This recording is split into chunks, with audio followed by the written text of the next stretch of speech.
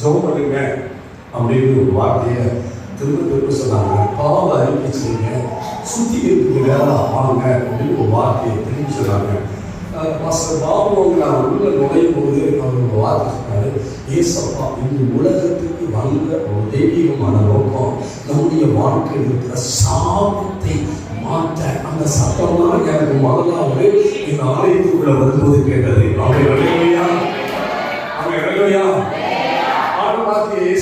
நாமத்துக்கு மகிமையாக எங்கள் நாமுடைய பகுதியை சொல்றேன். ஒரே ஒரு ஜெபத்தை நாம் ஏறெடுக்கணும். என்ன ஜெபம்னா, சங்கீதத்தின் புஸ்தகம் 51வது சங்கீதம் 10வது வசனத்துடைய பகுதியை யாராவது சத்தம் உயர்த்தி வாசிப்போம். தேவனே சுத்த இருதயத்தை என்னிலே சிருஷ்டியும், இளையவரமான ஆவியை என்னிலே இளவனோ புதுப்பியும் என்று சொல்லப்படுது. தேவனே சுத்த இருதயத்தை என்னில் இளவனோ சிருஷ்டியும். இது யார் சொன்னா அப்படின்னா ஒரு தேசத்தில் இருக்கிற தலைவன் சொன்னாரு. இது யார் சொன்னா அப்படின்னா தேசத்துடைய பகுதியில போர் செய்து அடையாளம் காமித்த தாவீது ஜெபம் பண்ணினார். இந்த ஜெபத்துடைய பகுதியில மகிமையான பொக்கிஷமான ரகசியத்துடைய பகுதி இருக்கு. அந்த பகுதியை இன்றைய நாளில் ஒரு ஆரம்பமா உங்களுக்கு சொல்லி உங்களுக்கு ஜெபம் பண்ணி அனுப்பிவிட விரும்புகிறோம். ஆமென். அல்லேலூயா. எல்லாரும் சொல்லுங்க, தேவனே சுத்த இருதயத்தை என்னிலே சிருஷ்டியும். சரி சொல்லுங்க, தேவனே சுத்த இருதயத்தை என்னிலே சிருஷ்டியும். இயேசுவின் நாமத்தினால எங்களுடைய சபைக்கு, எங்க சபை மக்களுக்கு, எங்க ஊழியக்காரர்களுக்கு, எங்களுடைய சமுதாயத்துக்கு இயேசுவின் நாமத்தினால சுத்த இருதயத்தை தந்து ஆசீர்வதியும். சொல்லுங்க, ஆசீர்வதியும். சொல்லுங்க, இயேசுவின் நாமத்தினால சுத்த இருதயத்தை தந்து ஆசீர்வதியும். தாவீது இள வயதா இருக்கும்போது சுத்த இருதயத்தை கேட்கல. தாவீது ஆடுகளுக்கு பின்னாடி போகும்போது சுத்த இருதயத்தை கேட்கல. ஏதாவது பிள்ளையா இருக்கும்போது சுத்த இருதயத்தை கேட்கல. அவன் படிப்படியா உயர்ந்து உயர்ந்து உயர்ந்து உயர்ந்து வரும்போது தாவீதுக்கு என்ன பண்ணுச்சு? என்ன தேவைப்பட்டுச்சு? சுத்த இருதயம். விசுவாச மக்களா இருக்கிற நமக்கு நம்ம நாளுக்கு நாள் நம்முடைய வாழ்க்கையை கொண்டிட நம்ம திருப்தி அடைய வேண்டியது அவசியம். அவன் அப்படின்னு சொல்றேன், அவனுடைய நாமத்துக்கு சொல்றேன், அவனுடைய நாமத்துக்கு மகிமையை சொல்றேன். நம்முடைய வாழ்க்கை தேவையா இருக்கக்கூடாது, நம்முடைய வாழ்க்கை படுமுறையா இருக்கணும். நம்முடைய வாழ்க்கை தேய்முறையா இருக்கணும். எங்கேயோ பாத்திரத்துல ஓட்டம் விழுந்துருச்சுன்னு அர்த்தம். நம்முடைய வாழ்க்கையுடைய பகுதியில வாழ்க்கை தேய்முறைக்கு நேரம் போயிட்டு இருக்கிறோம். எங்கேயோ ஒன்று ரெண்டு கொண்டாடி இருக்குன்னு அர்த்தம்.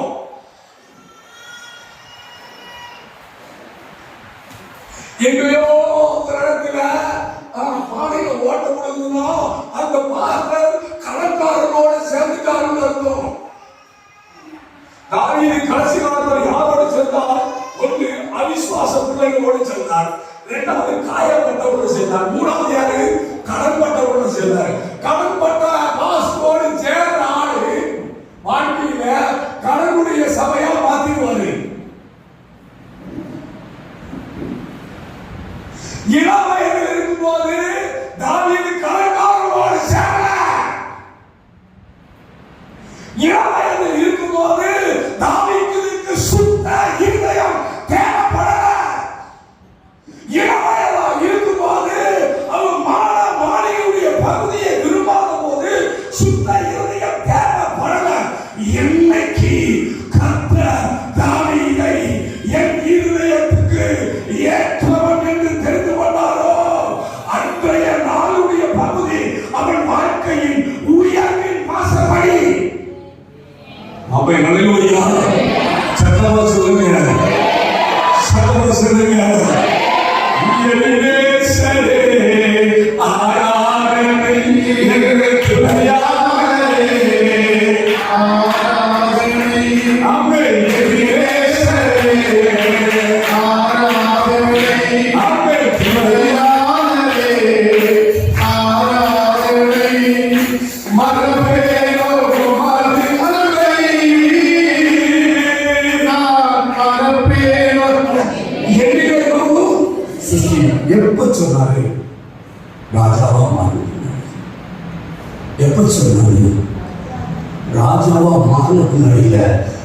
ராஜ மரியாதை பெருகிச்சு. தேசத்தெல்லாம் பெரிய அமைதல், போரெல்லாம் இல்லை. அப்ப போர் நடக்கும்போது தலைவருக்கு என்ன வந்துருச்சு அப்படின்னா தூக்கம் வந்துருச்சு. கவனிக்கணும், சபையை கத்த உயர்வுக்கு நடந்த பலவை அதனால சுத்திகரிப்பு அவசியம். கட்டாய சுத்திகரிப்பு அவசியம், கட்டாய சுத்திகரிப்பு அவசியம். என்ன கவனிச்சு பார்க்கணும். தேவனே சுத்த இருதயத்தை என்னிலே சிருஷ்டி. இருதயத்தை சுத்த இருதயத்தை அது உங்களுக்கு வேணும்னு தெரியாது. உங்கள் நாவினுடைய வார்த்தை உடைய பகுதி சுத்தம் இல்லாத உடைய பகுதி இருக்கிறத கத்திரிக்காய் எனக்கு சொன்னார். காலத்தில் பார்த்தா நீ கத்தற்காக ஒரு தரக்கூடிய செய்யணும். ஆனால் உடம்பை போல உன் வாழ்க்கையுடைய பகுதி எழுப்ப முடியாத தேக்கி நிலை போல சாத்தியமான கட்டுமைக்கிறதா இறந்து முடியுமா? வாயின் வார்த்தையுடைய பகுதியில் சுத்தம் இல்லை. எனக்கு புரிஞ்சுக்கணும். ரொம்ப முக்கியமான பகுதி, ரொம்ப முக்கியமான ஒன்று சொல்லிடுவாங்க. தேவனே சுத்த இருதயத்தை என்னிலே சிருஷ்டி. இளமையாக இருக்கும்போது சுத்த இருதயம் தேவைப்படல. இளமையாக இருக்கும்போது தலைவர் எங்க இருந்தாரு அப்படின்னா ஆண்டுகளுக்கு பின்பதாக இருந்தார். ஆண்டுகளுக்கு பின்பதாக இருந்தவர்களுக்கு ஒரு விஷயம் என்ன, ஒரு கரடி வந்துச்சு.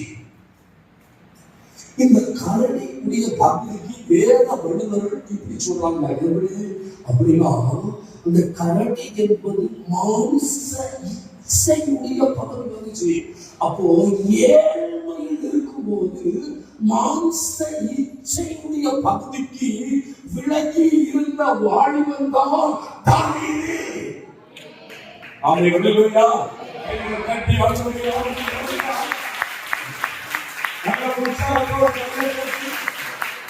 ஒரு ஓட்டம் ஓடணும். அந்த ஓட்டம் என்ன ஓட்டம் தெரியுமா? வாழ்க்கையுடைய பகுதியில் இச்சைய விட்டு விலகி ஓடிக்கிட்டே இருக்கணும். அந்த கரடி என்பது வேதம் சொன்னாங்க, அது இச்சை, மாம்சிக இச்சை. எனக்கு கவனிக்கணும். இன்றைய நாளுடைய பகுதியில ஜனங்களை காரைப்படுத்தக்கூடிய மிகப்பெரிய ஆயுதம் 300 கிராம் ஆயுதத்தை பாக்கெட்லே வச்சுக்கிட்டு சுத்தி இருக்கிறவங்க சில தொண்டாட்டி இல்லாம இருக்கிறோம். ஆனா மொபைல் இல்லாம இருக்காது. சில புதுசு இல்லாம இருக்கிறோம், மொபைல் இல்லாம இருக்காது. அன்னைக்கு நான் ரசிக்கப்படும் போது என்ன சொன்னாங்க அப்படின்னா, வெக்கமாவே போடாதே அப்படின்னு சொன்னாங்க. அப்புறம் திருப்பி சொன்னாங்க, அந்த சுண்ணாம்பு போடாதே, பயல போடாதே அப்படின்னு சொன்னாங்க. இன்னைக்கு மொபைல தடவாத மொபைல் அதிகமா தடவாங்க வாழ்க்கைச்சு கொள்ளும். நிறைய பேர் வாலிப பிள்ளைகள் நிறைய பேர் இன்னைக்கு கரைபட்டக்கூடிய முதல் ஆயுத எதா இருக்கு அப்படிதான் போல இருக்கு. ஃபஸ்ட்டு பூசிப்பியா இருந்துச்சு, இன்னும் போச்சு, இப்போ பயிற்சி போயிடுச்சு. இப்போ இருக்கிறது பூச்சியில என்ன, பூச்சிக்கு பூச்சிக்கு என்ன அப்படின்னா லிமிட்டா வரும். போச்சுன்னா அப்படியே திறந்த இல்லைன்னா மழை வரும். பயிற்சியில என்ன தெரியுமா, கடல் சுனாமி போல வரும். நிறைய பேரு மானசீகத்தினால வாழ்க்கையை கரைப்படுத்திக் கொள்வதற்கு விசாசி யுத்தம் செய்து கொண்டே இருக்கிறான். சமையல் இன்னும் நாளுடைய பகுதியில தேவனே சுத்த இருதயத்தை எதிலே செய்யும் என்று கேட்க முடியல. தேவனுடைய தலைமை முதலாவது எதில் இருந்து சுத்த இருதயம் வேண்டும், இச்சையிலிருந்து சுத்த இருதயத்தை நாங்கள் கேட்க வேண்டிய அவசியம். அது பெருமாசுடைய பாட்டு இருக்கு. ஒரு மேல செய்ய அபிஷேகம் ஆட்கள் மேல கண்டு வச்சனா அபிஷேகம்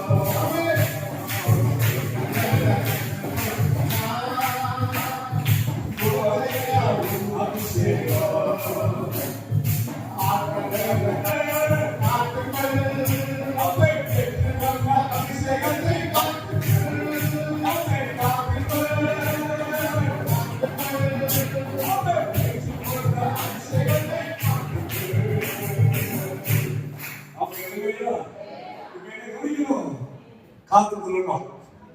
என் கை கொடுத்துருக்க வாழ்க்கையை காத்துக்கிறேன். பக்கத்தில் சொல்லுங்க, வாழ்க்கைய காத்துக்கொள். சொல்லுங்க, சத்தமா சொல்லுங்க, சொல்லுங்க, சத்தமா சொல்லு, சத்தமா சொல்லு. கர்த்தருடைய ஆவியானவர் சொல்றாரு, உன்னை கரைப்படுத்தக்கூடிய மிகப்பெரிய பிசாசுடைய தந்திரமான தாக்குதலுடைய பகுதிக்கு நேரம் இருக்கிறத கர்த்தருடைய ஆவியானவர் காண்பிக்கிறார்.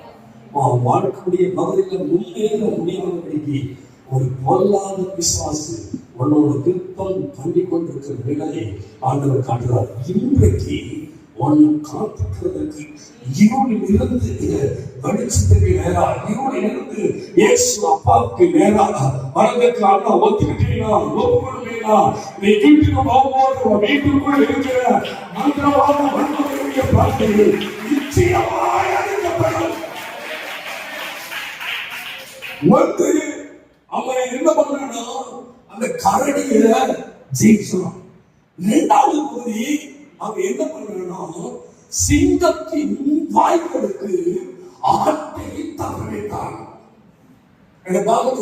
தாவீது சிங்கத்தின் வாய்களுக்கு எழுதா அப்படின்னா ஆட்ட தவறிட்டான். நிறைய பேருக்கு இந்த மகளிர் குழுல இருக்கிற ஆள் இருக்குல்ல, அது புதுசு காட்டுகிறாங்க. செக்கு சேர்ந்து பேச 7 மணிக்கு மேல செக்கு சேர்ந்து பேசுற கணவன்மா இருக்காது, அது வாழ்க்கைக்கு உபயோகிப்பாரு.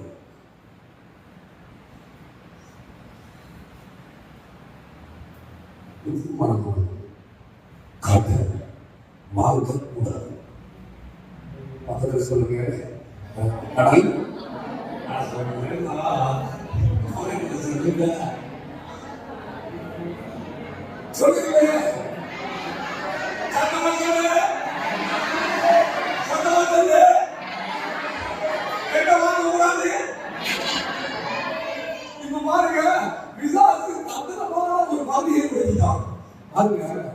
நாய்களுக்கு தாவீது ஆத்த தப்பிக்க அளவுக்கு அவன் தேவனை பெற்றவனாயிருந்தான். இதைக்கு நான் சொல்றேன், தேவன் பெற்ற மானமானது, தேவன்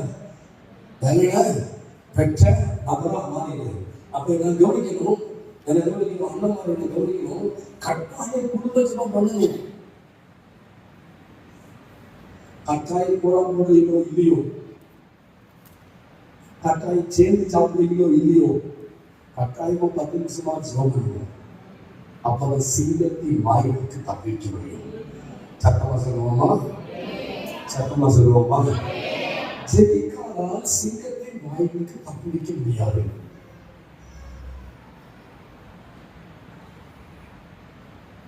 எனக்கு இந்த யோகா சிஸ்டம் ரொம்ப பிடிக்கும். ஆனால் சொன்னேன், அம்மா உன் வாழ்க்கையுடைய பகுதி எதுமா உங்களுடைய முழங்காலங்கள் தான் இருக்கு. முழங்கால முதைக்கிட்டா நீ வீட்டுக்கு ராஜாதி, உங்க வீட்டுக்காரு என்னது பூசாவா இருப்பாரு.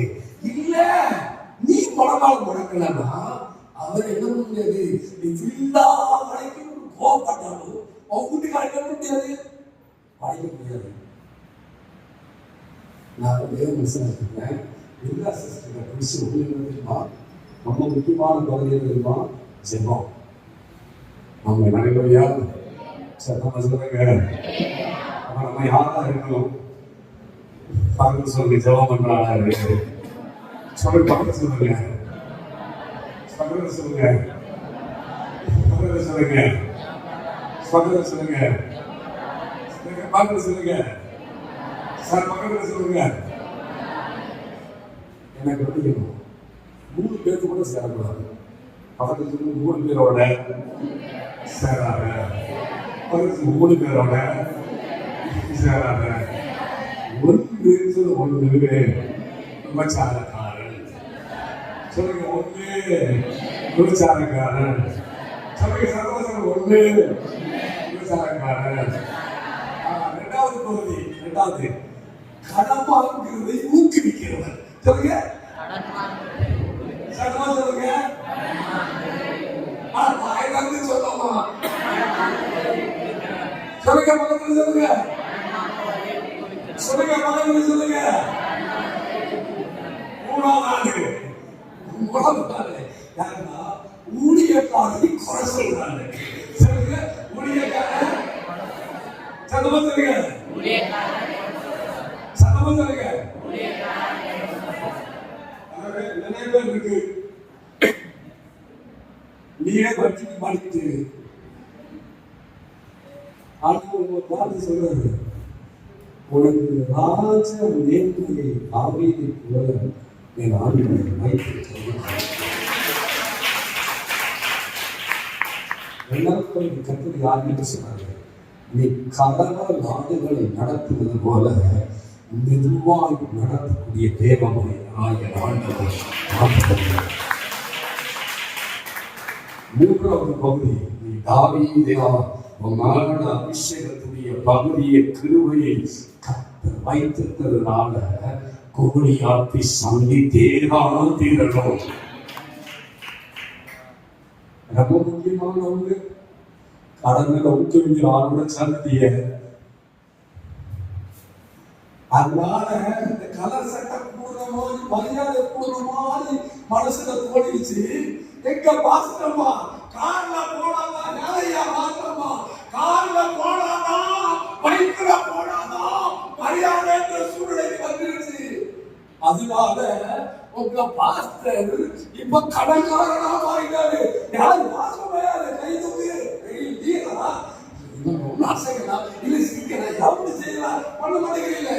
இப்ப கவனிக்கணும், சத்துரு அவர் மேல் இருக்கிற அபிஷேகத்துடைய பகுதியை, மன உணர்ச்சியுடைய பகுதியை எதன் நிமித்தமா பிசாசு கொண்டு வரானா கவனிக்கணும்.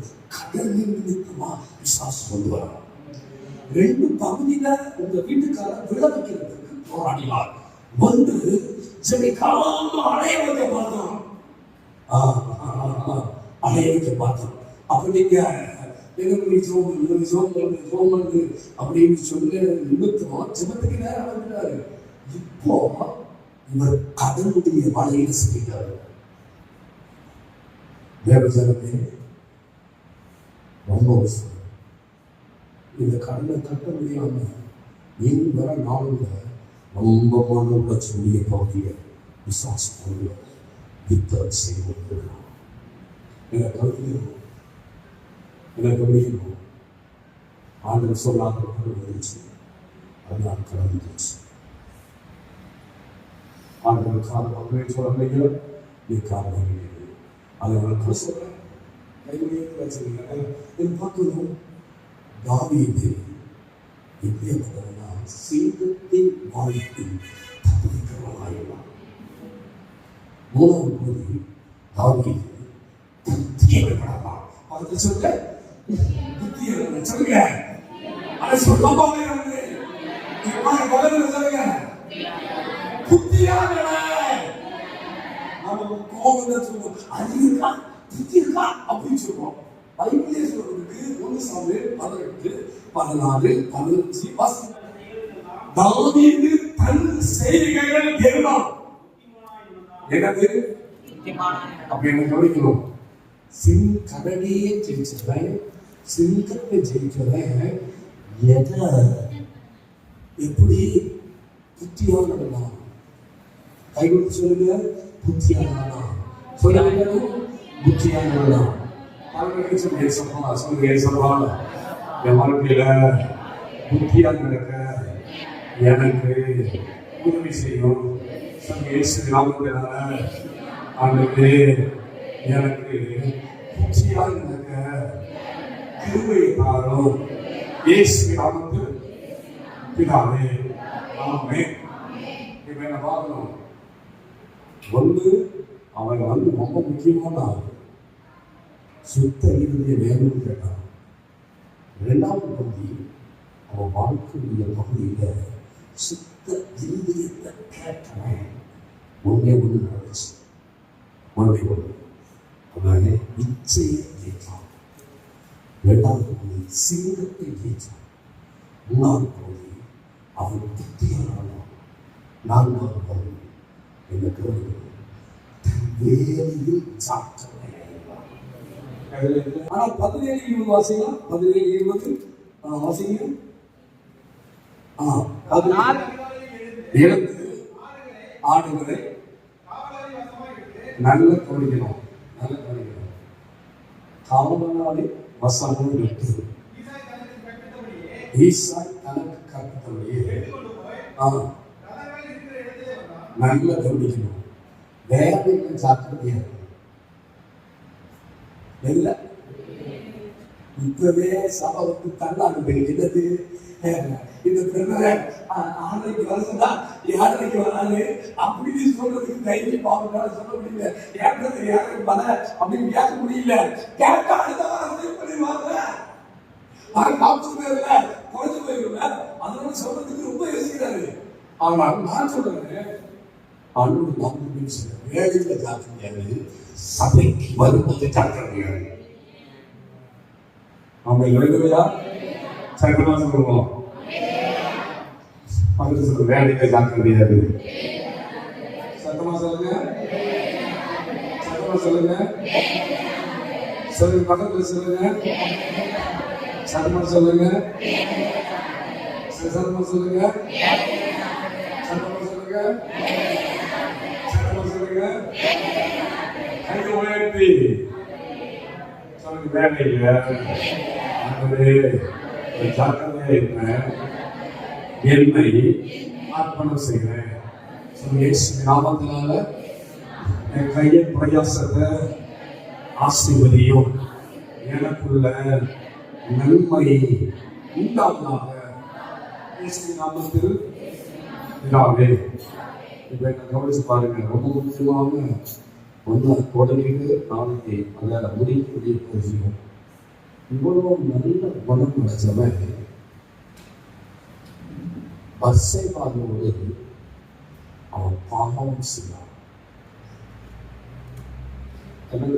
ஊழியக்காரர்களோடு விபச்சார பாவம் என்பது சபையில் வளர்ச்சி 7 வருஷத்தை தடுக்கிறது.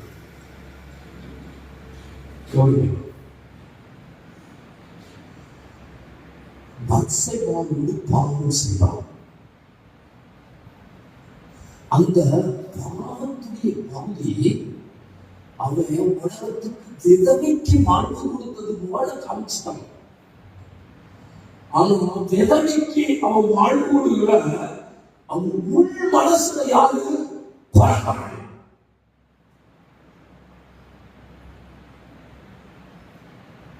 பத்சேபாவுடைய வீட்டுக்காரன் சாகடிச்ச முதலாளி யாரு?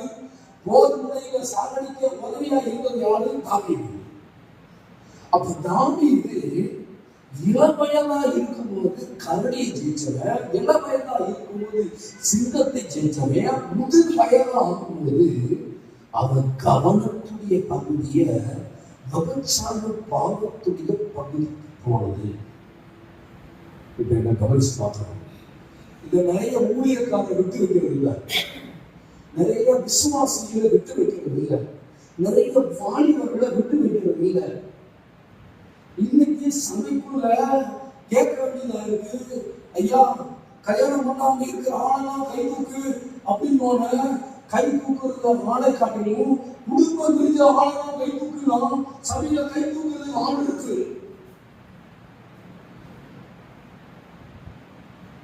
ஒரு அக்கா இன்னைக்கு சொல்லிச்சு, பாஸ்டர் நான் 1 லட்சம் சேலரி பண்ணேன் அப்படின்னு. பரவாயில்லையே, சந்தோஷம். சரி, எவ்வளோ வயசு ஆச்சுமா? வாங்க வாங்கலாம் அப்படின்னா அப்பா வந்து சொல்லி பாஸ்டர் எனக்கு 32 வயசு அப்படியே சரி சரி ஒரு 36 37 பார்த்துக்கலாம் அப்படின்னு சொன்னாலும் அந்த பொண்ணு சொல்லுது என்னை பார்த்து சொல்லுது பாஸ்டர் நீங்க என்ன எப்படி சொல்றீங்க ஒரு 30 வயசு 31 வயசுல பாருங்க எத்தனை வயசு 30 31 பாருங்க அப்பதான் வாழ்க்கை நல்லா இருக்குமா கடிச்சா நான் சொல்ல சொல்லி எனக்கு என்ன சொல்லு சரி அடுத்து என்ன ஆசைமா அப்படின்னு அடுத்து சொல்லுது என்னன்னா மாஸ்டர் நான் ஐடியா செய்யணும் ஐடி கம்பெனி ஆளே பாருங்க அப்புறமா வேற நல்ல சேர்த்து வச்சிருக்கேன் இது வந்து கல்யாணத்துக்கு நான் ஒரு 50 ரூபாய் உங்களுக்கு தரேன் ஆனா உங்களுக்கு சொல்லதுமா கேட்கலாம் யாரு ஒன்று சொல்லணும் மாப்பிள்ளை கொடுமா நான் சொன்னேன் ஒரே வார்த்தை சொல்றேன் அம்மா நான் உனக்கு குடும்பமாக தகுதியே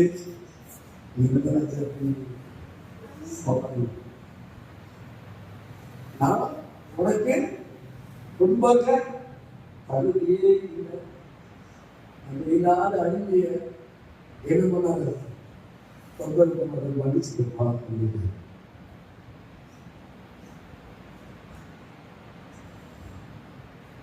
அவரை திருப்பி ஒரு வார்த்தை சொல்றேன் அது நம்ம நினைச்சு அம்மா பொண்ணு மாப்பிள்ளை பார்க்கறது விரும்புறதானே தூக்கு பைக்கில் இருக்கும் ஒருத்தவங்க இல்லை எங்க வீட்டுல தூக்கு பைக் அது தூக்கு பைக்கு பின்னால தூக்கிக்கும் முன்னால கிளம்பிட்டு இருக்கும் அந்த பைக் எப்படி இருக்கு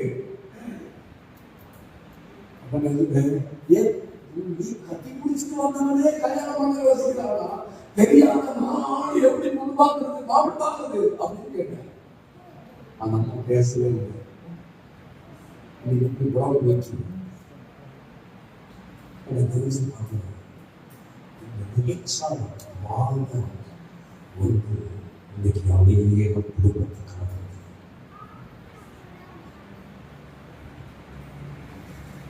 எந்த சபைகளிலும் 2 வயதுள்ள ஆணை இருக்கு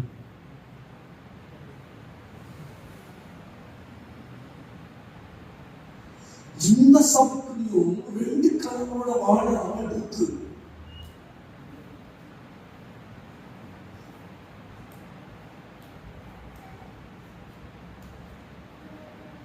தாயை போலதான் பிள்ளை நூறு போலதான் சேனை சொல்லுவாங்க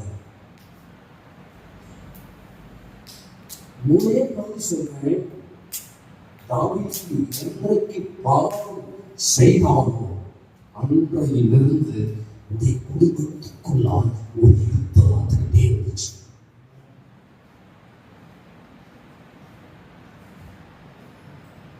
குடும்பத்தில் நடக்கிற யுத்தத்துக்கு காரணம் என்ன? கொஞ்சம் ஆராய்ச்சி பாருங்க.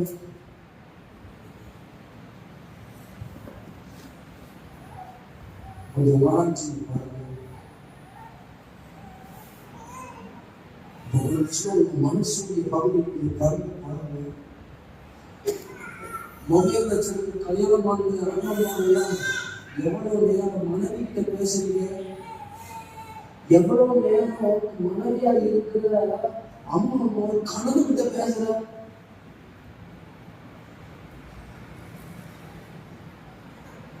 கணவன் மனைவி பேசுறாங்க, பிள்ளை பேசு.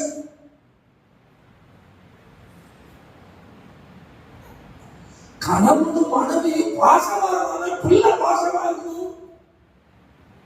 கணவன் மனைவி ஒருவரை ஒருவர் விட்டு கொண்டாலும் பிள்ளை விட்டு கொடுக்கும்.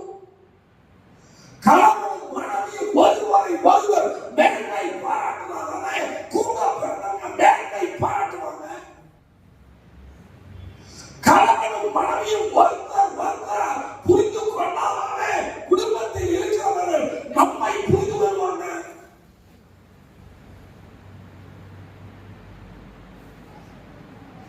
நான் கவனிச்சு பார்க்கணும். ரொம்ப முக்கியமான ஒன்று சொல்றேன்.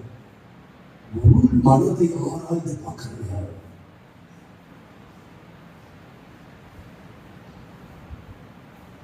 மூளை வியாதி வருவதற்கு முதல் காரணம் விபச்சார சாபம். கவனிச்சு பார்க்கணும். மூளை வியாதி ஒரு ஆளுக்கு வருது அப்படின்னா அது முக்கியமான காரணம் தெரியுமா? என்ன தெரியுமா? இன்றைய நாள்ல கவனிச்சுங்க, அது விபச்சார பாவத்தில் ஆடிவே. இரண்டாவது பகுதி இன்றைக்கு அநேக பேருக்கு கரப்பூர்வ பாருங்க அலர்ஜி வந்துருச்சு.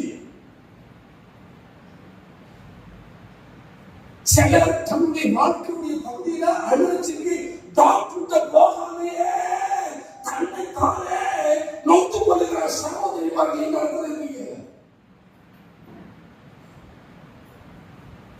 சிலருக்கு இந்த விபச்சார பாவத்தின் நிமித்தமா அறிவினுடைய பகுதியை பிசாசு கொடுத்து கொண்டிருக்கிறான்.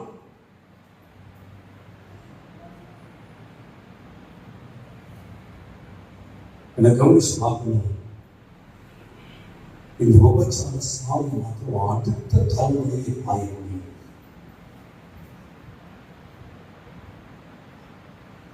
அதனால்தான் தேவனை சுத்தையும் நீட்டு என்னிலே சிருஷ்டி.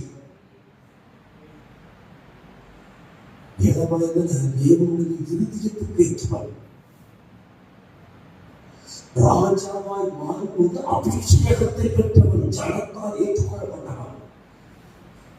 முதி வயதாகும்போது அவன் விழுகை போது விபச்சாரமாயிருந்தது.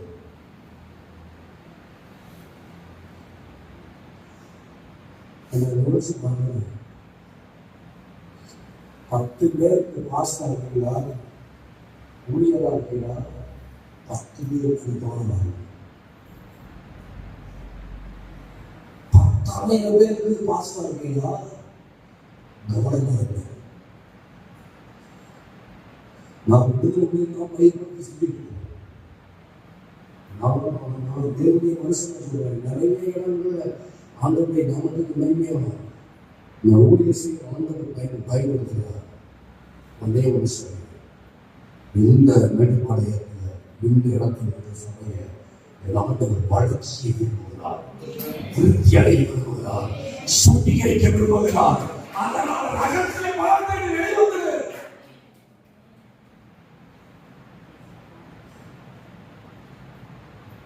அவன் முதல் வயதாக இருக்கும்போது ராஜாவாய் வாழ்ந்த பின்னாடி, அபிஷேகத்தை பெற்ற பின்னாடி, விசாவை ஏற்றுக்கொண்ட பின்னாடி அவருடைய வாழ்க்கையில் ஆண்டவர் சொன்னாரு, தாவீது நாளுக்கு நாள் திருப்தி அடைந்தான். திருப்தி அடைந்தவனுக்குள்ள விபச்சாரத்தின் சாபம் இருந்தது.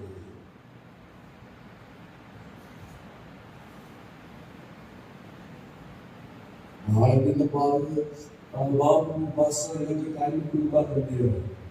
அவன் சொன்ன இந்த பலவீனத்தின் பாவத்தின் பகுதியிலிருந்து உள்ளே இருக்கிற அவர்கள் மறந்துவிட்டார். வெளியே இருக்கிற 1000 ஜனம் உள்ளவர், சின்னவன் 1000, பாபு பாஸ்டர் 1000. அவங்க நினைச்சியா? சட்டமா சொல்லுங்க, சட்டமா சொல்லுங்க. அப்போ இன்றைக்கு மனசார ஒன்று சொல்லணும், ஆண்டவரே என் தலைமுறையின் பாவத்தை மன்னியும். ஐயோ, தலைமுறை பாவம் என்ன செய்யும்?